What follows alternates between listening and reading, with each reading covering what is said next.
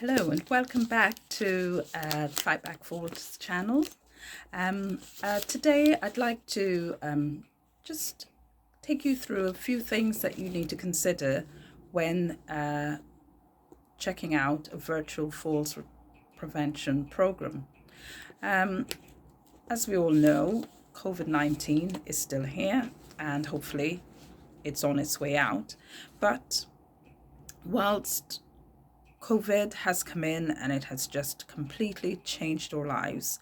And some of us might see this as an opportunity to do things differently. Others might see this as a threat to their comfort zone, their normal. But, irrespective of our perspective, we've had to look at how we deliver various services in light of the COVID circumstances, such as the restrictions, the isolation, the social distancing, and all of that. But I do thank God that it's during a time when we have access to things like YouTube, Facebook Messenger, WhatsApp, FaceTime, Zoom, Microsoft Teams, and so many other social media platforms.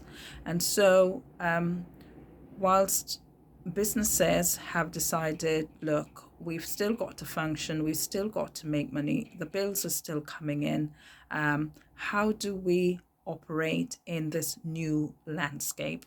And so delivering services online or virtually has become a big deal. It has become something that is now becoming more of the norm than a novelty. And so healthcare provision is no exception. And that takes me to today's video on things that you need to consider when looking at a virtual falls prevention program.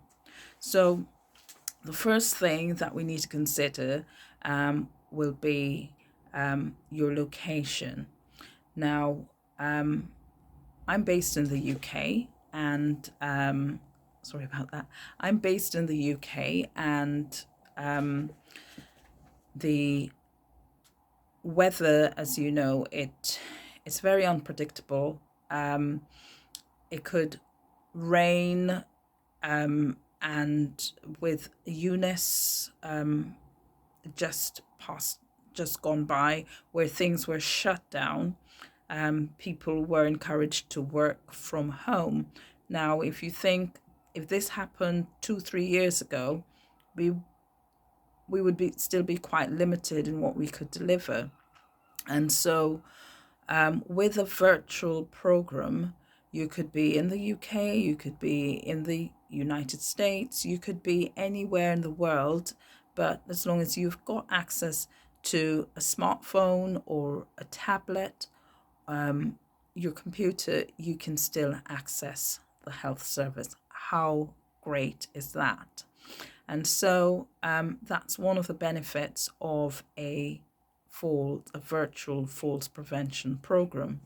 Number two, I'm just checking my notes that I cover everything I intend to cover in the video and not shortchange you.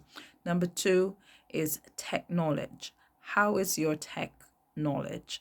So like I've just said, we've all got smartphones or access of some sort. We certainly needed that during the heights of the pandemic when we were isolated. We couldn't do any face-to-face with anybody except those in our household. So being tech savvy is important. It's a no-brainer.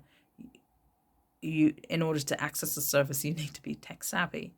And so technology has become so user-friendly that you don't need that special knowledge to be able to access anything. And within various communities, I know across the UK, the library, your local library, or your family members can assist you, whether that's in the provision of the equipment to embark on that virtual program, or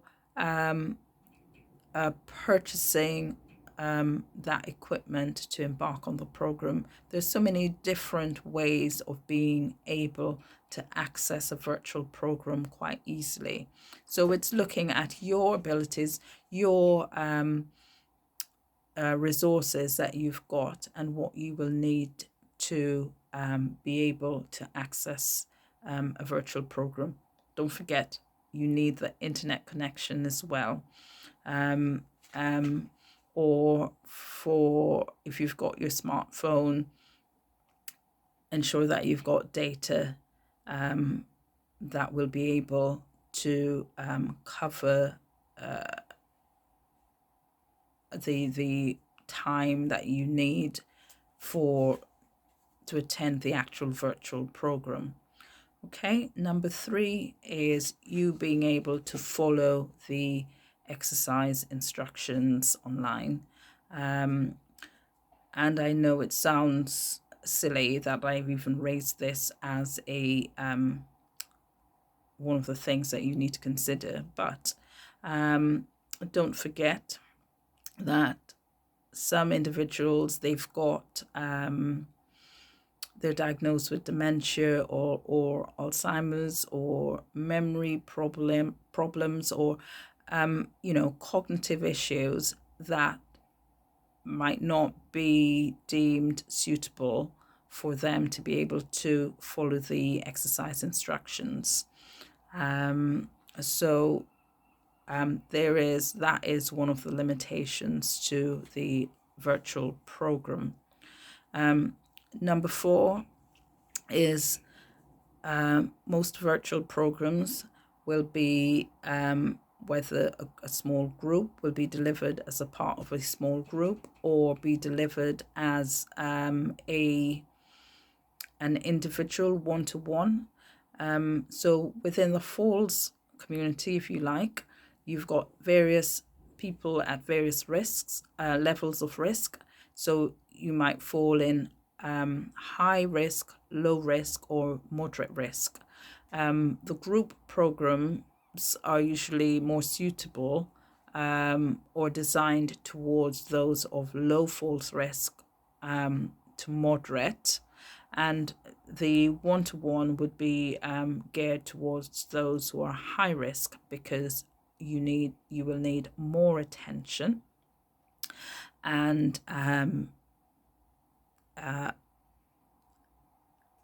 the being able to cover having the safety nets involved to cover any unpredictable or untoward event during the delivery of the session or the program. Okay, which takes us nicely into thing to consider number 5, which is being able to exercise safely. So ensuring that have you got the space to do the exercises. Luckily, for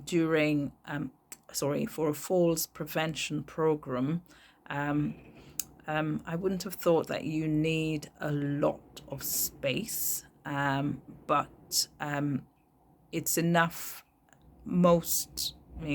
Based on the virtual programs that I've delivered, maybe 2 to 3 meter square meter space is good enough, or ample enough space for you to be able to do your exercises safely, because we tend to recommend doing the exercises in the kitchen, where you've got the worktops for support, or maybe in your home library or home office, where you've got a sturdy desk to provide that support.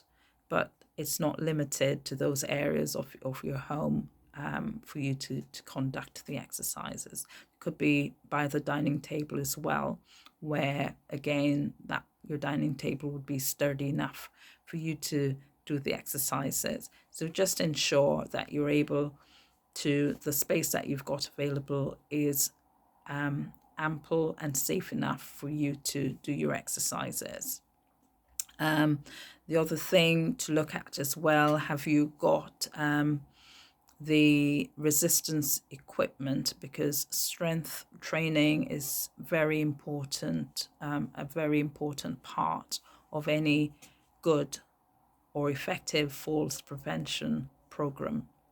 Okay, and the other advantage of a virtual program is if you're somebody in a high risk group and you're still wary about going out to do face-to-face contact for any sort of service provision, then being able to access a virtual program will be excellent for you, because you're not having to worry about social distancing. Is the place COVID safe? By that I mean the appropriate measures put in place to ensure that you are safe. But for the most part, most face-to-face programs have put measures in place. The only negative with that is that you might be on a waiting list for some time. That's not to say you couldn't have that with a virtual program, but with the virtual program, there are less factors to consider when it comes to the logistics, as opposed to face-to-face. So there you have it. I said 5 at the start of the program. I think we've covered about 6 points, but you know, these are things that you should consider when you're thinking about joining or enrolling on a virtual falls prevention program. Thank you for watching, and I hope this video has been very helpful. And if it has been helpful, please like, share, comment, and subscribe to the channel. And I look forward to seeing you in the next video. Have a great day. Goodbye.